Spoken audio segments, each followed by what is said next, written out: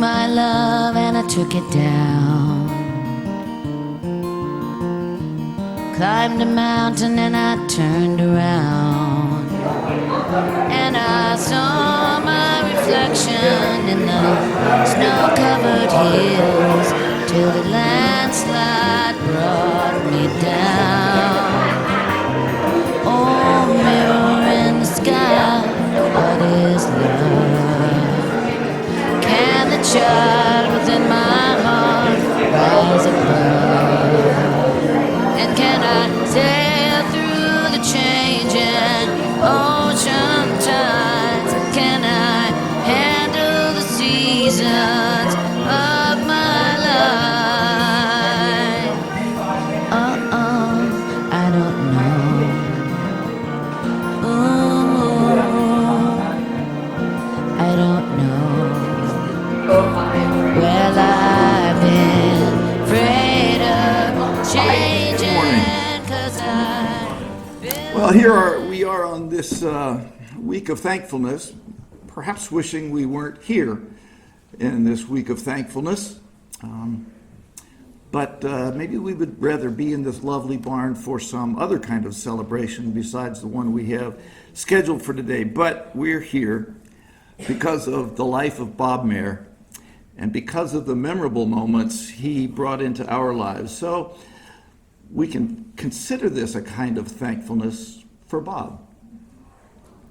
On behalf of Glenna and the whole Maehr family, I want to thank you for taking time out of your workday or out of your holiday preparations or whatever else you might have done today to be here with us for this celebration, to help us remember Bob and remember what he still means and meant certainly to all of us. While we're here, we are going to smile. We are going to hear some funny stories. Going to hear some pretty funny things about Bob Maehr, because that's who he was. And we're going to leave here glad for the guy that brought us into this room today. I'm Dave Evans, for those of you who I haven't met yet. I am the youngest of Bob's remaining cousins, because my sister's older than I am. And I'm here just to give a little bit of guidance to this part of our day. While the videographer was setting up, he asked me if I was in charge of this. And I said yes, but only because Bob's not here. After my opening remarks, we're going to hear from a few family members and friends who will share with us their insider information, their unique experiences, which might be something like our own experience, or at least enough like our own experiences to have us say, oh yeah, my gosh, I'd forgotten about that. Yep, that's Bob. And when we're finished with our talking part up here, we are going to enjoy some light refreshments, continue the conversation you had as you first walked in, and leave here carrying Bob in our hearts and ready to get on with our lives. I also want to thank Glenna for all the work she has done in preparing, finding this beautiful barn, putting up these wonderful posters, putting together the program, coaching us on speaking, getting it all together, getting David Auerswald set up with the music. And so she's done a wonderful job bringing us here today for this celebration time. So, here we go. In some ways, Bob was very traditional, but in other ways, not so much. In my appreciation for Bob's other ways, we're going to begin with something I've never experienced in a celebration of life or memorial service kind of event at all. I hope you all have the folded 8.5 by 11 sheet of white paper. I hope you all have a pencil. Because as Mr. Duvall said to our math class so many times all those years ago, take out a piece of pencil and a paper. We're going to have a quiz. So, the quiz is titled, What do you know about Bob Maehr? Now, this is just a pop quiz, not a final exam, so we're not going to get in depth about a lot of things. we're just going to see how familiar you are with the basics of his life. There are 23 questions.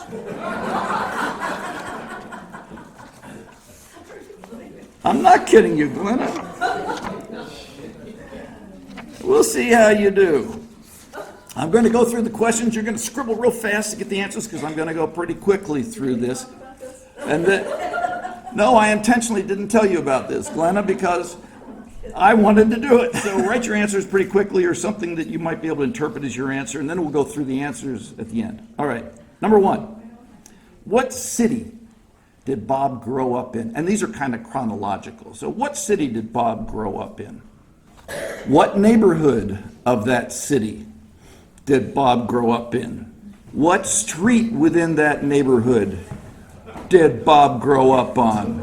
What did Bob's father do? That's number 4. What did Bob's father do? Number 5. What did Bob's mother do? Number 6. And if you don't get this one, you're really going to get penalized. Where did Bob go to high school? Did Bob participate in any high school sports? And if so, which one or which one? Number 8. What special recognition did Bob receive from his classmates when he was in high school?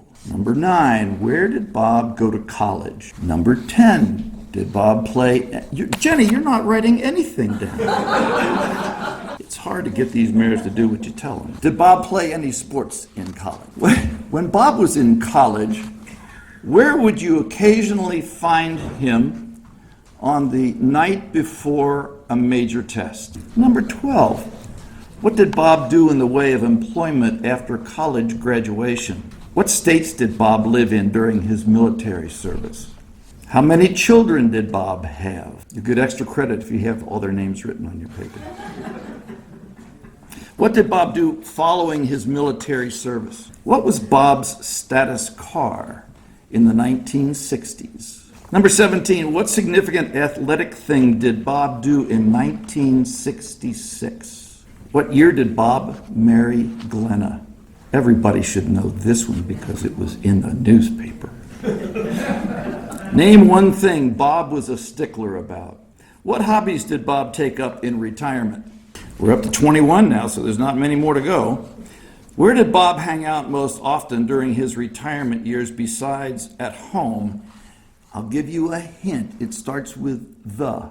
Number 22, what athletic teams did Bob root for? And the final one. Which of the following nicknames did Bob answer to? Bob, Robert, Cuz, Bobo, Mayor, Mr. Mayor, the General, Mr. Green Jeans, Coach, and the Curmudgeon. Papa? Papa Bob. I forgot one. Papa Bob. Okay, here we go. Ready? What city did he grow up in? Cincinnati. What neighborhood of the city did he grow up in? What street did he grow up on? Manson. Wow, excellent. What did Bob's father do? Baker. He was a baker, right? And he also managed a bakery store. What did Bob's mother do? I don't know. She was a housewife, and she read a lot, and she was what? When she was younger, she worked in a drugstore, but not after he was born. That's right. Yeah. Where did Bob go to high school? Eagles. Did Bob participate in sports in high school? Yes. What sports? Football. Anything else? No. Just football. What special recognition did Bob receive from his classmates when he was in high school? And this is according to my parents. He was voted homecoming king in his senior year. Is that right? Yes. Where did Bob go to college? Did he play sports in college? All 4 years? No, because shoulder injury. When Bob was in college, where would you occasionally find him on the night before a major test? You would find him in the latrine, sitting on what he loved to call the turlet. Because at West Point, lights out was lights out. The rules were strict. Lights were out. You didn't take your book under the cover and turn on a flashlight and finish your studying for the test. But the lights were on in the bathroom. So he would occasionally hide his book under his pajamas and go down the hall and sit on the turlet in the stall and finish his studies. That's directly from him. What did Bob do in the way of employment after college graduation? He was in the Army for 4 years to complete his obligation for his education. What states did Bob live in during his military service? Perfect. How many children did Bob have? If we include Ted, 4. That's right. What did Bob do following his military service? A lot of things. That's right. He began in the advertising business, and then he moved over into sales and other things. What was Bob's status car in the 1960s? Buick Electra 225 convertible blue. Light blue. 455 cubic inch engine. There's some things you people really should know. What significant athletic thing did Bob do in 1966? Say it again louder. Tried out for the Bengals. They were just forming in 1966, and he knew they needed a place kicker, and he had been a kicker in high school and maybe college, I don't know, but he went to try out. Unfortunately, they didn't choose him, but he did it all the same. He would go out to the farm and practice kicking and all that stuff. What year did Bob marry Glenna? Yes, 88. Name one thing Bob was a stickler about. Handshakes. Okay, that's not what I had, but any others? Writing notes. Going to the gym. And I had written down English grammar, proper grammar. More than once he said to me, "Didn't you go to high school?" Some dangling participle, some sentence ending in a preposition, I don't know. Where did Bob hang out most often during his retirement besides at home? You skipped number 20. Oh, I did. What hobbies did Bob take up in retirement? Gardening. Working out. Painting, like arting. Writing. Coaching. What? Coaching? Okay. Oh, that kind. Yeah, business coaching. I get it. I didn't get it. He also took up baking for a while. Didn't he, Glenna? He did baking for a while. Yeah, kind of wanted to pull back his dad's life. What athletic teams did Bob root for? Army. Kind of the Bengals. He wasn't really a pro sports guy. Who else? The Reds. Who else? Notre Dame? Really? I didn't know that. I mean, it might be. Walnut Hills, the Bearcats, yeah, and the Buckeyes. Which of the following nicknames did Bob answer to? All of the above, and probably a few more. People love making nicknames for him, and he probably made some of them for himself. All right. Okay, so here's the deal. The way I looked at it is if you scored 75 to 100%, And this is on the honor system. We're not going to have you hand them in and have to go through them all. You were probably a close friend of Bob's for a long time. If you got 50 to 75%, you're probably already on the Christmas card list. If you got 25 to 50%, you're probably a newer friend because you hadn't heard all these background family stories. If you got less than 25%, I don't know what to say. I know what Mr. Duvall would have said, but that was high school math. So I think you all probably did well enough. Our first, more serious speaker is David Auerswald. David, would you come up, please? David had the good judgment to marry Jenny many years ago, and over the years he had the privilege of being received as a full member of the Maehr family. Talk to us, David. Thank you, sir. You're welcome. An easy task. So, I'm David Auerswald. I'm married to Jenny. Anyone who knew Bob is familiar with his favorite opening line. I guess you're wondering why I called you all here today. For those still unclear, and I hope there's no one who's unclear why we're here today, we're here to celebrate Bob's life.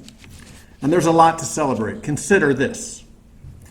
As a young man, he could kick a football 40, 50, or even 60 yards, depending on how many glasses of wine he'd had when he was telling the story.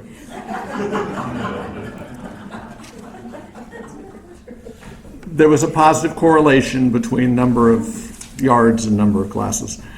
He had a history of service as a young man at West Point. He also later in life had a history of service in helping emerging businesses, startups, with his advice and his business acumen. For Bob, there was no 10-second rule when it came to food on the floor. Indeed, he was a veritable human vacuum cleaner. He was known to clean up, I put that in quotes, to clean up after his young grandchildren when they weren't looking at their dinner plates. I call that non-traditional service, so we'll continue with the service theme. Bob was willing to talk to anyone and was able to charm almost everyone. You could see him at a bar, at an airport, in a restaurant, and he would just go up to people and start talking. He'd make a comment, sometimes a profound one, sometimes a questionable one. Again, depending on how many glasses of wine he'd had. And he would just start talking, and he would get people to open up to him. This was a classic Bob Maehr thing.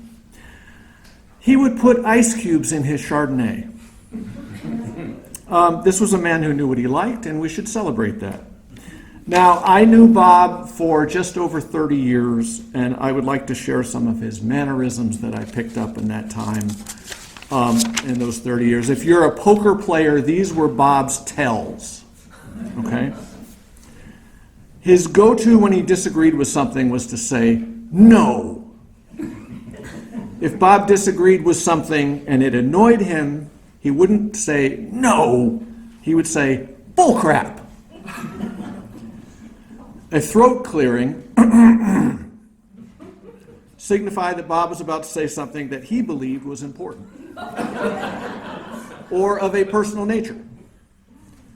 Now, I'm a social scientist, and I've crunched the numbers, and there was actually no correlation between the number of throat clearings and the actual importance of what he was going to say, but for him it was important. When he was exasperated with someone, he would pronounce each syllable of that person's name, as in, David. I heard that a lot. When Bob wanted to say something without offending someone, he would always add, so to speak. So this is this, so to speak, because he didn't want to actually come out and say it. Some of you may be familiar with this salty Bob chestnut. This place looks like a bombed out shithouse. No elaboration is necessary there.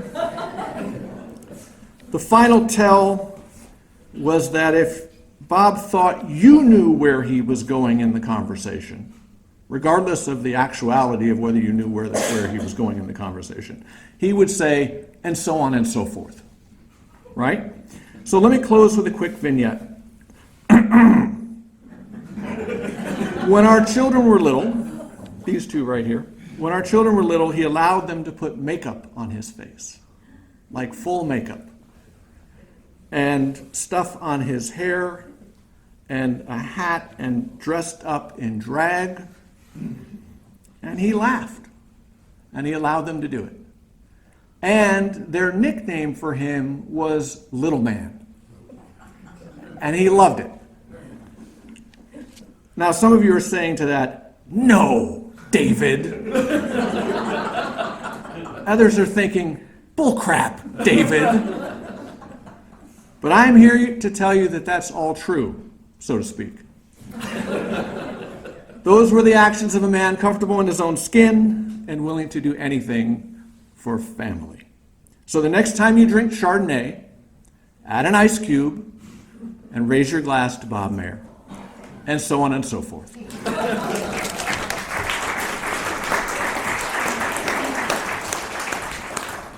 Now we're going for wisdom. David Smith has known Bob for more than 50 years. He has informed me that there is much he won't tell us, but precious things that he will. David. And yes, that does make 3 Davids in a row. 3 Davids in a row. We're beloved. Yes. Well, I'm glad we're here to celebrate Bob's life. Bob was a dear friend of mine for over 50 years. We actually met as neighbors, initially through interacting via the memorable Great Dane, Thor. Probably the best mayor ever. And then through our daughters, Jenny, my daughters Rachel and Leah, who have been lifelong close friends. In the early days, Bob and I were both rather busy pursuing our professional lives, but we did find that we were able to share family gatherings. Being new to Cincinnati and away from our family, Susan and I quickly became closely involved with the Maehr family. Our families shared many holidays and significant family events, and Susan and Carol actually went to nursing school together. And at one major family event, Mrs. Maehr, Bob's mother, and I had a terrible argument. And I had to go in and apologize to Bob, and he said, "It's okay, I argue with her too." There were several trips that our families enjoyed together. One early trip we shared to Gatlinburg, Tennessee, where Bob was involved in land development. I think about this trip almost every night as I brush my teeth. Actually, it's as I put the toothpaste on my brush, for on that trip we shared a bathroom, and I was amazed that the Maehr toothpaste tube wasn't wrinkled. I thought that Bob was truly Jack Armstrong, the all-American boy, a West Point grad, a man in total control who could even keep his toothpaste tube smooth. Little did I know that it was just that his toothpaste tube was one of the new plastic tubes, while I was still using the older metal tubes, which a lot of you, the younger ones, wouldn't remember at all, but they used to get really messy. So every night I think of Bob. One of the most memorable trips that our family shared was on Thanksgiving. And that was about 45 years ago. And a trip to Longfellow's Tavern outside of Boston in a used Winnebago that Bob had just bought. Before our departure for Boston, Bob and I had to practice driving this monster. As we attempted to negotiate the roads, often with Bob yelling that I was getting too close to the right-hand side of the road, we would talk about quitting our jobs and becoming truck drivers. Like me, Bob really loved to drive, and he wouldn't think anything about heading off for a long drive to visit somebody. Of course, Susan never liked how Bob drove, especially when, as he was driving, he would turn around to face her in the back seat to say something. There were 12 of us, plus the great Thor, in the Winnebago as we left Evanswood Place and headed off to Boston to meet my mother for Thanksgiving dinner at Longfellow's Tavern. Everything went well with Bob and me switching off the driving until we stopped for gas. But then the damn Winnebago wouldn't start. Fortunately, there was a mechanic available, unlike at gas stations today. And he was able to diagnose the problem and get the Winnebago going again. But he advised us to keep the engine running, which we did until we got back to Cincinnati. However, we did manage to have a lovely Thanksgiving dinner and even drove through Manhattan on our way back to Cincinnati so the kids could climb up get to the top of they didn't climb up, took the elevator, to the top of the Empire State Building, while Bob and I sat in the running Winnebago. From the Winnebago, we switched to a Nimrod camper, which we bought together. However, I don't recall that we ever used it to camp, although both families used it quite frequently. I always used to joke with Bob that while I really had only one job throughout my career, he had more different jobs than anyone I ever knew. But he always worked hard and did well. And one of his greatest successes was with the Hudson Charles Corporation.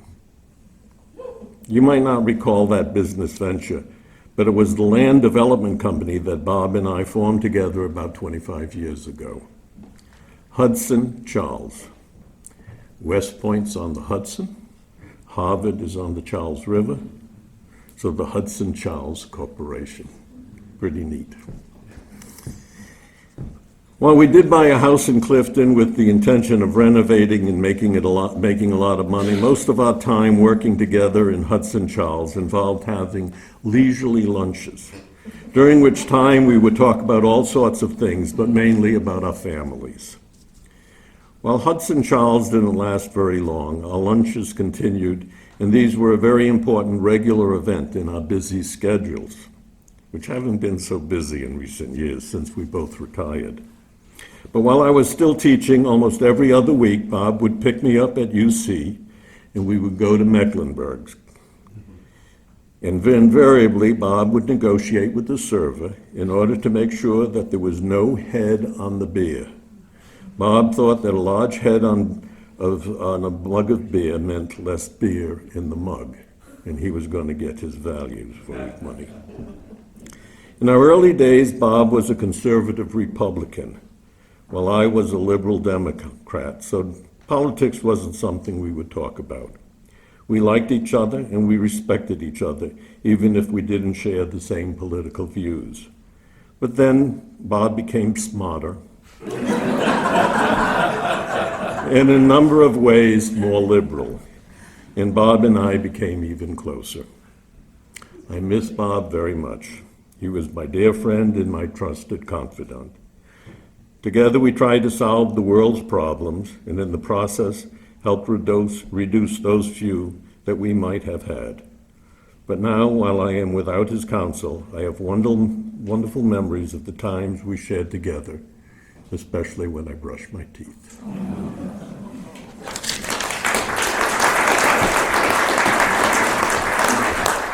When I was a senior in high school, in the spring of the year, a few of us would sometimes slip away from Walnut Hills and go to Mecklenburg's for lunch. Thank you, David, for those great memories. Roger Gary, there you are. Please step up here and talk to us. Roger is from the... David? and thank you for including me and us. Bob joined the Blue Ash YMCA in January of 2000, perhaps after he retired. I met him there 8 to 10 years later after I had retired. We had a connection early on which developed into a good friendship. We could easily kid each other, and I always seemed to be able to make him laugh. It was apparent to all of us that Bob had no filter on his mouth. Once a thought entered his head, it immediately proceeded to his mouth without concern of consequences. And those of us here can remember several examples. Bob was a member of our Y family. A group of us that meet there, chat over coffee, keep up with each other's lives, and care about each other. In addition to the exercise at the Y, this social interaction is important in keeping us sane and staving off Alzheimer's. We celebrate birthdays with a lunch. At Dick Tuttle's birthday, Bob insisted on picking up the tab for everybody. And Dick was a successful salesman who bought many lunches, but he thought this may have been the only time that somebody bought his. Bob and I shared remembrances and experiences over coffee at Starbucks, later tea at Panera, and he spoke of his history, working with his dad in the bakery downtown, his mom taking him to the symphony, and her desire to live in Glendale, football at Walnut Hills, later at the academy, until a shoulder injury, and then he turned to boxing, which will come up a little later. Living on a farm overlooking New Richmond. The Great Dane Thor, as Dave mentioned, when the dog got loose, the CPD would pick him up and bring him back to the house. Excuse me. The loss of his son David. He enjoyed creative writing. Took a class at OLLI, which is the Osher Lifetime Learning Institute that UC runs for retirees and all of us. A couple of Bob's stories stay in my mind. When he was stationed in Alaska after West Point, how he accidentally shot himself in the leg with his sidearm. And then the subsequent interview with the FBI was to see whether this was a way to get out of the service. But he was proud of the awards that his company won guarding an Air Force base, right, Dennis? In one of his marketing positions he told me about, his boss had an interest in the casino business, and Bob went to Las Vegas to check it out. Later, Bob had a visitor from Cleveland, dark overcoat, fedora hat, perhaps named Guido, who explained that this was a real bad idea and there was some mention of cement shoes in the Ohio River. For some unknown reason, Bob was accosted in the parking lot of Willie's over in Covington, and the guy knocked him down. Bob got up and flattened him. And Bob was in his late 70s at that time. So hence the boxing, I think. And sometimes Bob was the story. And there are, again, several of us here who could give examples, but I'll leave it for them. Bob had close relationships with several other Y members, Debbie, who was occasionally subjected to an unfiltered comment, Ward Williams, who worked with him in marketing an organic hot sauce developed by Bob's son, Dennis Kahn, also an academy man but of the Air Force. To him, Bob was the colonel. Ben Kendall. Ben and I shared several lunches with Bob. He and I visited Bob in the hospital in Bloomington to cheer him up.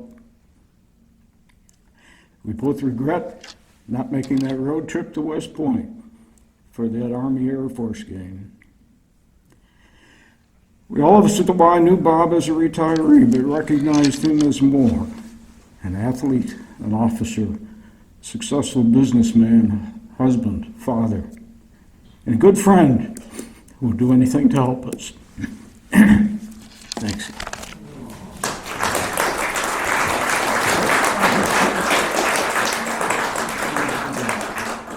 Told you somebody would tell us the truth. Brant Maehr, Bob's eldest child, couldn't be here today because he has MS and he lives in North Carolina. So he couldn't make the trip. I said, well, we'd love to hear from you. He said, okay, can I send it and have you read it?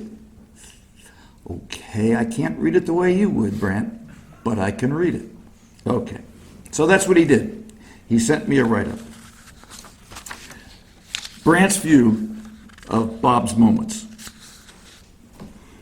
Weekend football is the first one. One of my favorite memories growing up in Cincinnati was playing touch football with Bob, David Smith, and the Maehr boys in Mount Storm Park near the pergola.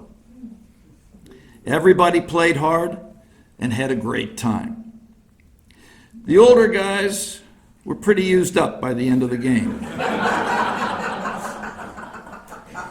It really wasn't fair. We were young guys, they were old guys. Smith and Bobo never had a chance.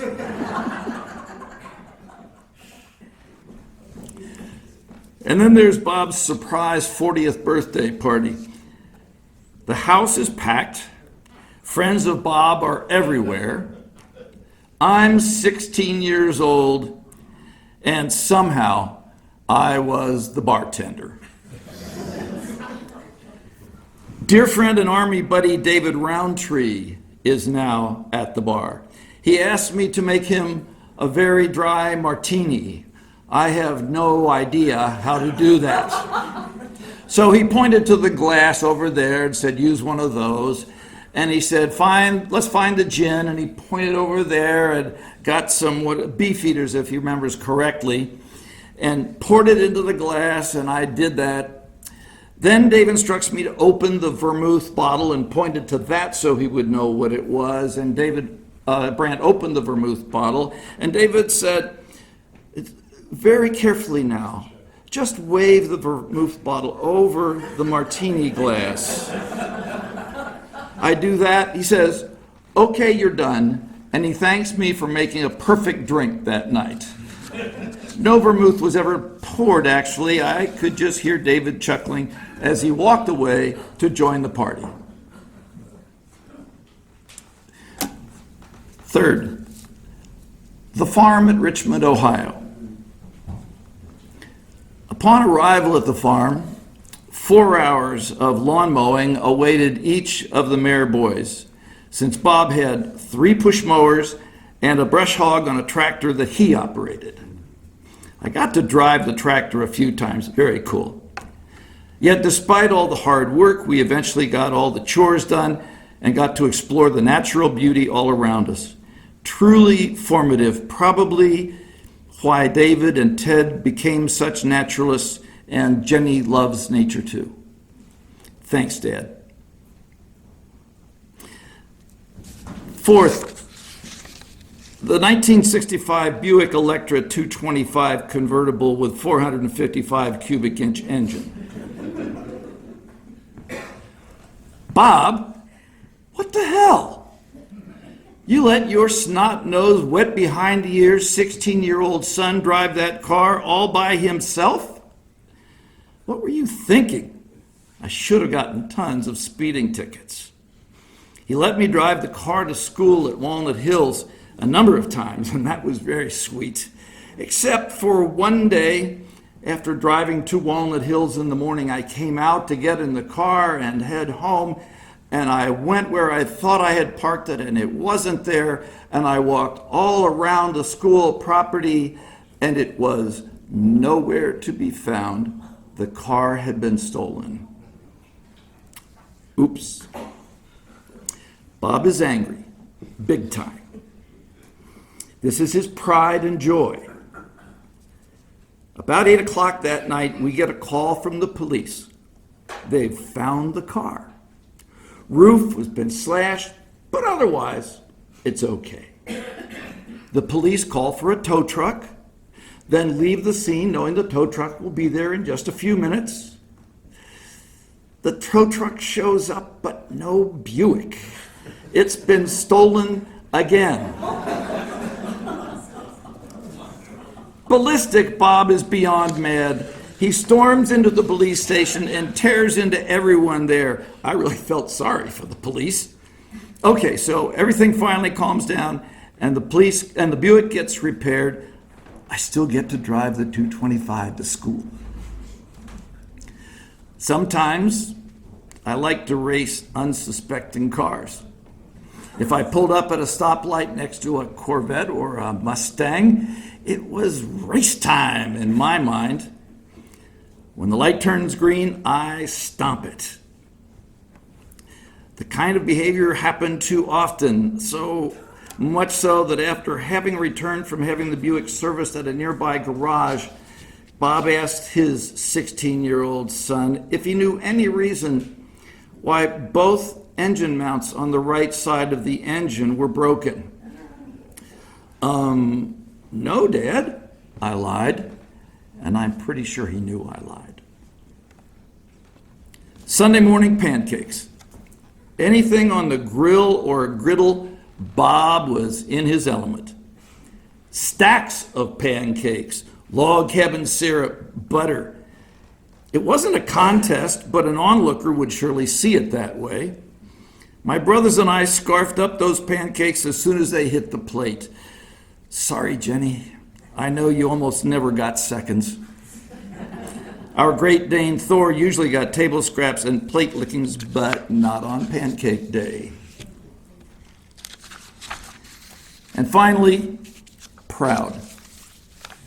I'm proud to be Robert Brant Maehr Sr.'s son. We got to show each other that pride, especially while attending the Army Duke football games. However, Bob, I'm still pretty annoyed that you didn't sell me the Electra 225. We will discuss this when I see you next. Love you, big guy.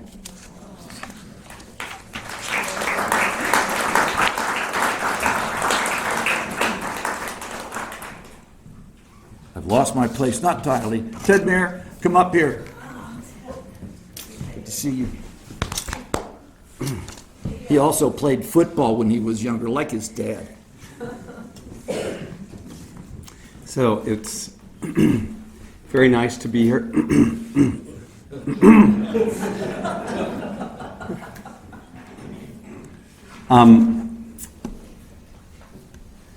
When I think about my dad,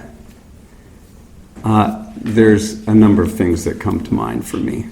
It's been incredible to hear these stories and to go back in time and remember the incredible childhood that I had and the foundation that was really set for me for my life. When I think what are the important things that all of us strive to embody in our lives, I think Bob really did a good job of living a life where he achieved what I think all of us strive to do. As a son, I got to experience not all of the good sides of Bob.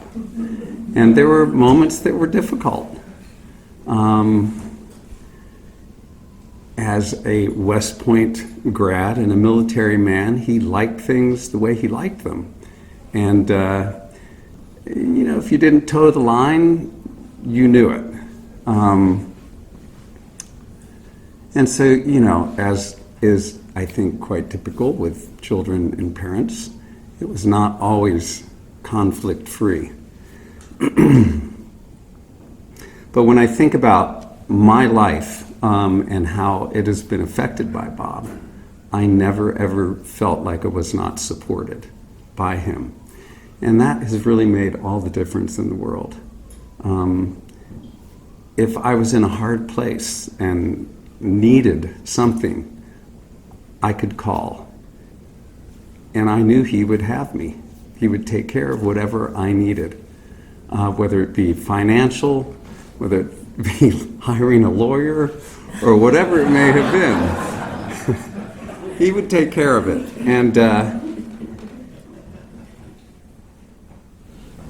And what a security that is. How can we be that for others in our lives? This is what we all really desire, is this sense of community, this sense of support, this sense of knowing that we're held. And Bob did that. The other thing that I found amazing to have watched in my dad's life through the years was how more and more he embraced love as the most important thing in these lives that we have. He became unconditionally loving. And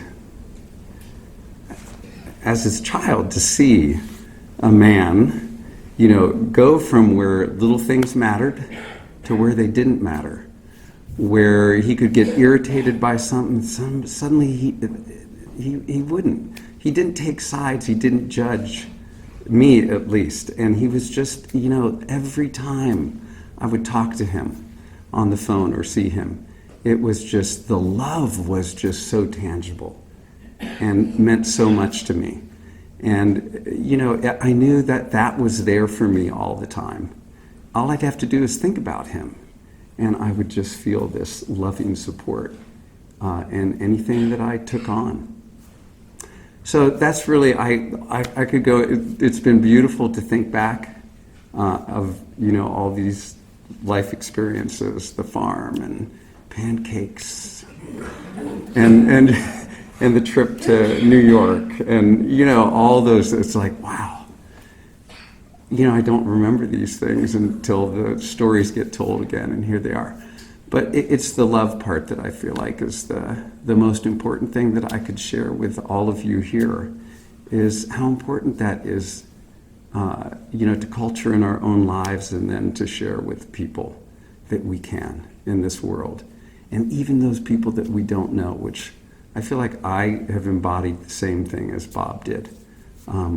Which is, I go up to people that I don't know and talk to them, and I have a little bit more of a filter on my mouth, I think. But it's amazing when you just connect with somebody eye to eye, smile, and you watch a person that doesn't have a happy face on suddenly put that smile on. He had an amazing way of doing that. And, if we can live into something that I think is exemplary, it is that. How can we enliven each other's lives in that loving, beautiful way that brings us into that kind of world that we really are desiring, love-filled world. So I'm honored to be Bob's son. It's nice to be all with you all today. Thank you all for coming and honoring him. Thank you, David.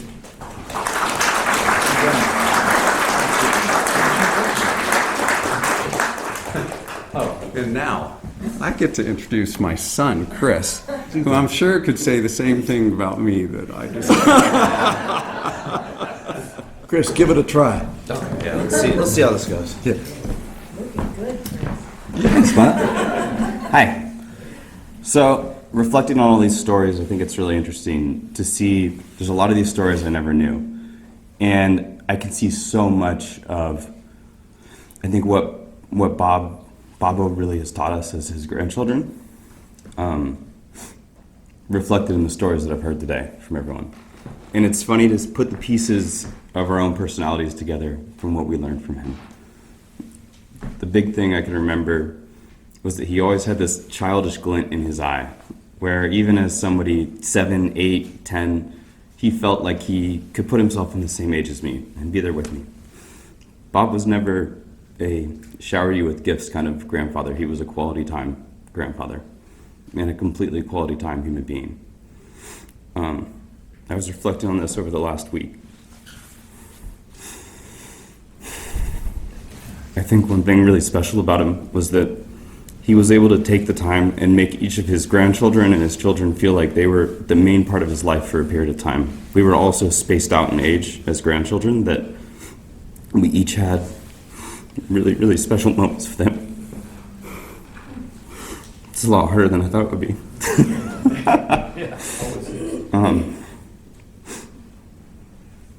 And I think that's what I respect the most, is remembering those moments and those mornings of Monopoly with ice cream at 11 in the morning that still had the chunks of strawberry in it. Going to more museums than I can even remember in those 5 years that I really, really remember with him. Because most of my time with him was a weekend, an overnight weekend. And I got to come down quite often, and I would sleep in between in the hallway. I didn't want to sleep in the room by myself for some reason as a child, so I slept halfway in Bob and Glenna's room and halfway in the hallway every time I came to visit. What a funny memory that was. Yeah, but Bobo and Glenna were the absolute best grandparents that anyone could ever ask for. And I really thank you for being there for me as well with him. The trips to the John Deere store. We had a lot of trips to the John Deere store and Trucks. the hay feed store. But I also remember through all the fun times and the Monopoly in the morning, I would come over, we'd be hanging out late to me, which I don't remember even what time it was, I was 10. And he would still get up every morning at 5 and go to the YMCA. And even during that time, he would go to his business meetings and his breakfast then, and then come home and eat breakfast with me like he hadn't had a single thing to eat that day. And just his ability to make every person he was with feel like they were truly the center of his attention is the biggest thing that I remember from him. So.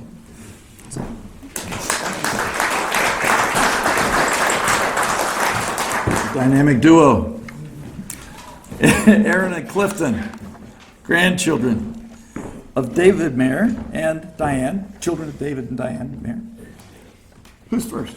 I think I am. You're up first. Good morning.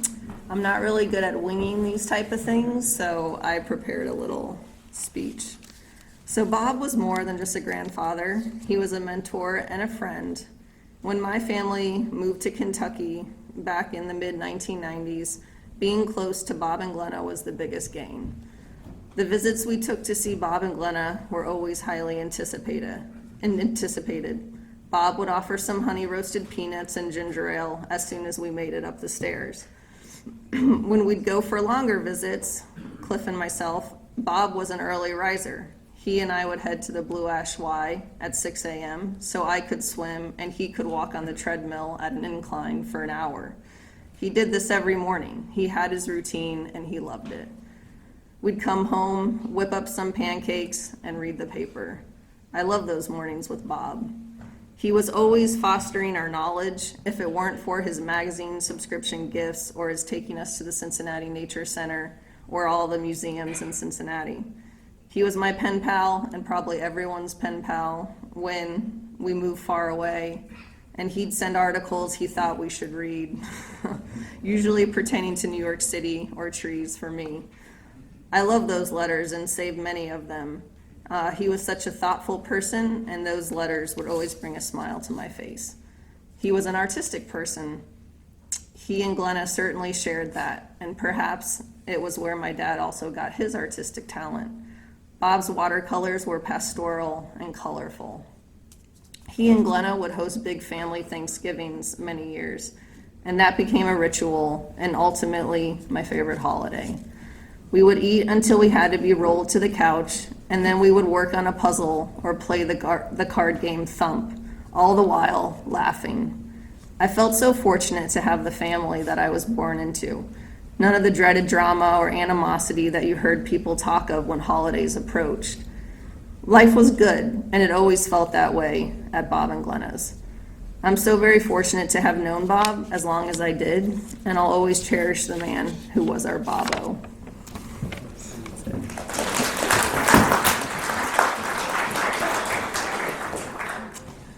Hello, my name is Cliff, Bob's grandson.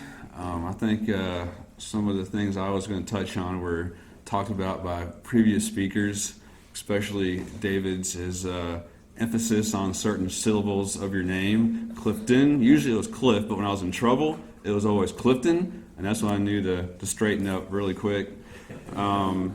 He always just wanted the best out of you. I know for me, probably because I grew up in the woods and I was always rough looking, and he always wanted to make sure I looked sharp. And just even as recently as a couple of years ago, these are all Bob picked out attire right here. So, trying to still follow in those footsteps. But I think like Aaron said, just the family aspect and hanging out with the cousins and the aunts and uncles, and when the Smiths would come over for Thanksgiving, and it was always just words don't describe just the pleasure and the atmosphere that was created in the household, and driving Glenna crazy in the kitchen. I think there's a max of 4 people out in the kitchen. Might happen tomorrow, I don't know. But and as far as funny stories of Bob, I know one thing for me that he always harped on was, and I still owe this to him, is he wanted a great grandson, a great grandchild, and he would just always question, so when are you getting married, and when are you going to have give me a great grandchild, and this and that. So Chris and Aaron, Katie and Robin, y'all still we got work to do. But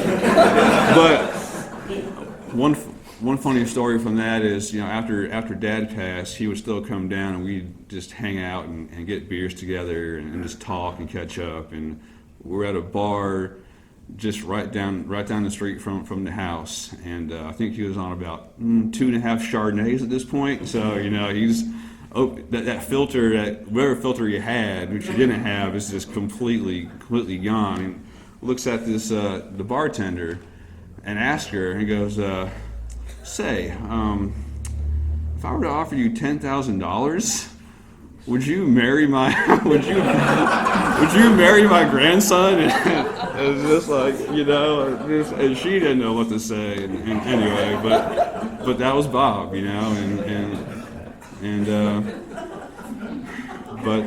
yeah, I don't think Thanksgiving obviously is tomorrow. I don't think he would have had it any other way for us all to be together during this special time of the year that is my favorite time of the year. So thank you all for coming. I take it the bartender didn't take him up on his offer. She thought about it. Her exact words were, "Well, I would have to think about that."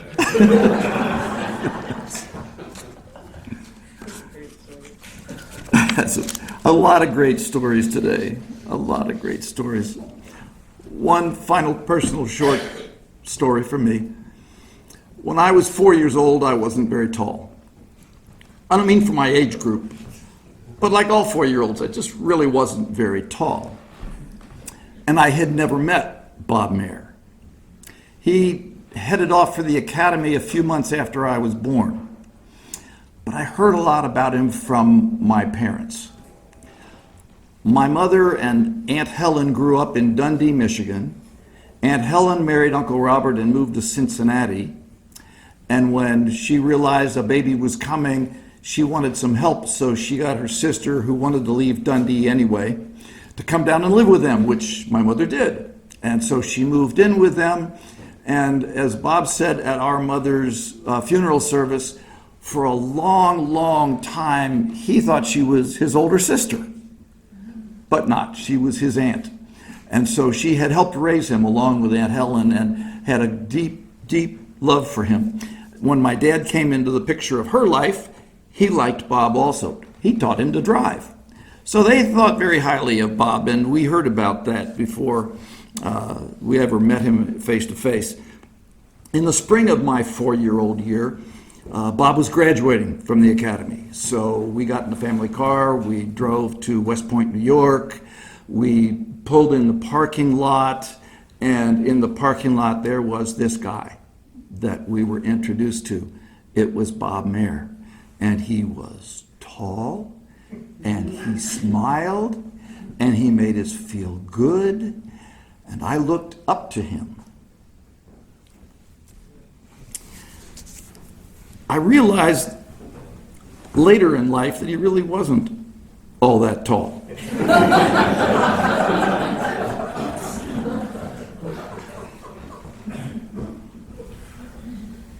But I look up to him to this day. Would you join me in a word of prayer, please? Gracious God, we thank you for the gift of Bob Maehr. Heal our broken hearts, we ask you, so that whenever we think of him, we just smile. And that's all I have to say about that. Amen. Now go out into your neighborhoods and be like Bob. Smile a lot, stay fit and healthy, make someone else feel good about themselves, plant a flower, bake a loaf of bread, paint a picture, but above all, be a good friend. Why? Because somebody else out there needs a good friend just as you do. We'd love to have you stay for a while if you can. Have some refreshments, tell some more stories. If you need to leave, we understand. But thank you again for coming and being a part of this celebration of our family's life. In all the old places that this heart of mine embraces all day through. In that small cafe, the park across the way, the children's carousel, the chestnut trees, the wishing well. And I'll be seeing you in every lovely summer's day, in everything that's light and gay. I'll always think of you that way. I'll find you in the morning sun, and when the night is new, I'll be looking at the moon. I'll be seeing you.